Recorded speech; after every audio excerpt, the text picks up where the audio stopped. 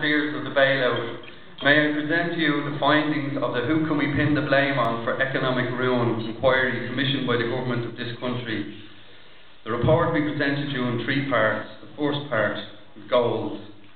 Impartiality and thoroughness were the goals of this report. To this end, approaches are made to the country's cognoscenti.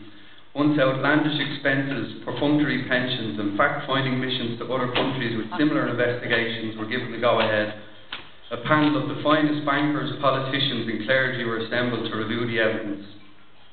Former ministers, members of FOSS executive, bishops and former board members of the Irish banks formed the panels. Strong skills in recruiting and extensive experience in dealing with damning reports on financial mismanagement made them the obvious candidates. They put together a crack team to compile the report. The team comprised of journalists from investigatory magazine programme Expose, Lorraine Keane, eagle-eyed former financial regulator Patrick Neary, and decade-long host of Telly Bingo twice a week, Shirley Temple Bar. The candidates were chosen for their proven relentless pursuit of the truth and aptitude for numbers. The report panel tasked them with interviewing people to piece together from their experiences an accurate picture of the creation and implosion of the economic boom. In part 2, investigation. Initially they spoke to ordinary members of the public to gather their stories. They maintained that they'd been hoodwinked by the banks. One man who worked throughout the boom placing jokes inside Christmas crackers told of how he is now juggling 14 loans and 3 credit cards. He hadn't foreseen the downturn in the Christmas cracker market.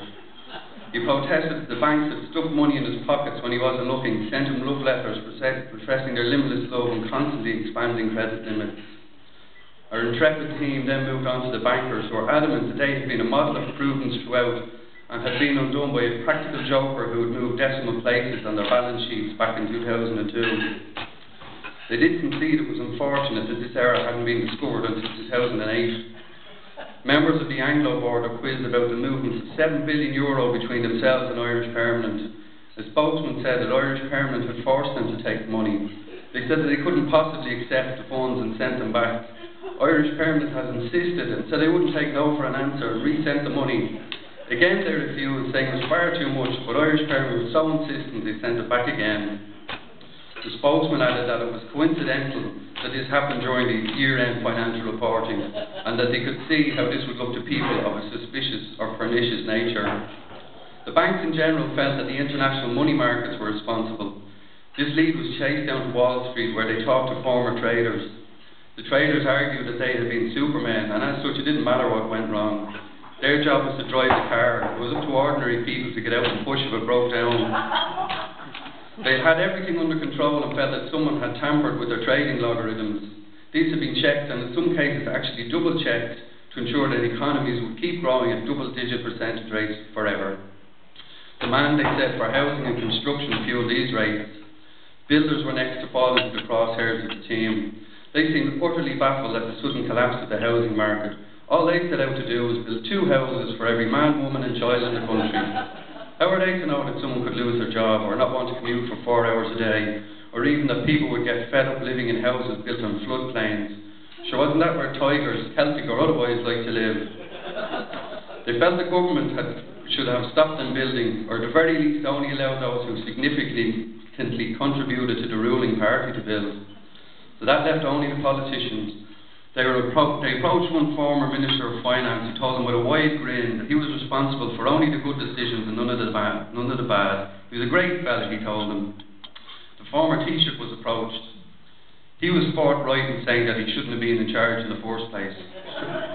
So I don't even have a bank account. If I couldn't look after my wages, how was I meant to look after a second tiger? Part 3, finding and recommendations. The board reviewed the evidence assembled by the investigators. Having dutifully pored over every interview and financial statement, it's the board's majority decision that either Al-Qaeda or the English are to blame for the economic implosion. The bishops couldn't reach any conclusion, as they said they'd not been aware of any of the evidence, and they felt they couldn't pass judgment as they were only there in a note-taking capacity. In the statement to the board, the Taoiseach said the government had only known then what they knew now. Well, of course, these nefarious tricks and mistakes would not have been allowed to happen. And finally, recommendations. Apply to Europe for a hindsight grant. invite the IMF to the Rose of Tralee, sell the least populous counties in the country to France for nuclear testing, bulldoze empty housing estates to dust to make Ireland an exporter of grit, place visa restrictions on the Queen and Osama bin Laden until they have full and frank admission of their guilt, and finally, keep the present government and boards of the banks and institutions and a non-reformed clergy in place to ensure that the mistakes of the past are never ever repeated.